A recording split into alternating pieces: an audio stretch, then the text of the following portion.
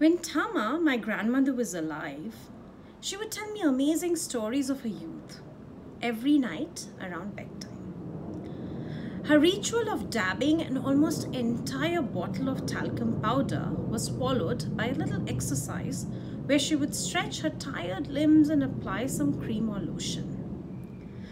When all that was done, she would recite a small thank you prayer to a million Hindu gods for another day well lived, and finally lie on her back. This was the time when I would bother her to tell me stories of her childhood. In the darkness of the night, her voice would trail off to a distant past as she recalled memories to share. Tama was born in an affluent family of Bakchis in a place called Chamari, now in Bangladesh. The Bakchis were Barindra Brahmins, aristocrats, and therefore the daughters were only taught at home and married off to other households of a similar caste and financial status. The alliances would start coming as soon as the girl reached puberty. Tama could never recall how Dadu's alliance came to her, that is my grandfather's. My grandfather was a zamindar from the decorated family of the Khan Bahaduris of North Bengal, and he had pledged his life to the nation, and marriage wasn't quite a prospect he was considering. When the alliance was fixed, Dadu put up a condition and said he would only say yes if he saw and liked the prospective bride. Tama's consent was of course not asked. But there was a slight challenge here.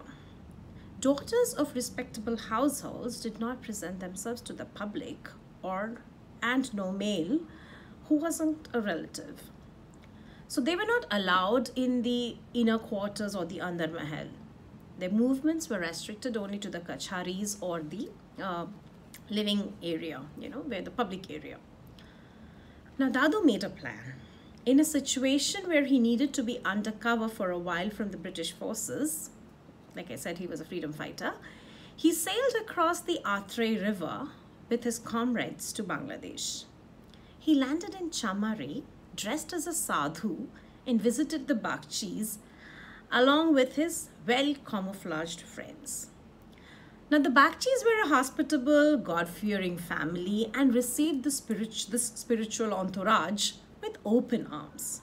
A lavish stay resplendent with good food and shelter was arranged for them. There were no conditions or timelines for them to leave. Moreover, they had access to the inner quarters.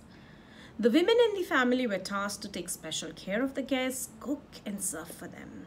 Tama, who was now getting trained to be, taking the matrimonial responsibilities, was also one of them.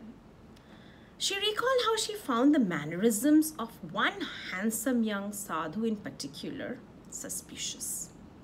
Every time she served him food, he would look her in the eye and shamelessly watch her movements. There was something mischievous about those bright eyes, she said. Impudent young rogue, she thought. Then one day, the sadhus disappeared, lock, stock and barrel. It was only on the night of the wedding, when amidst 1,000 ululations and conch shells, mantras and floral petals, she finally saw her groom, and then she realized that she had seen him somewhere before. The pseudo-sadhu was still looking her into her eyes, smiling mischievously as they exchanged garlands. So that is how my grandparents met. In disguise and very romantic, very mischievously.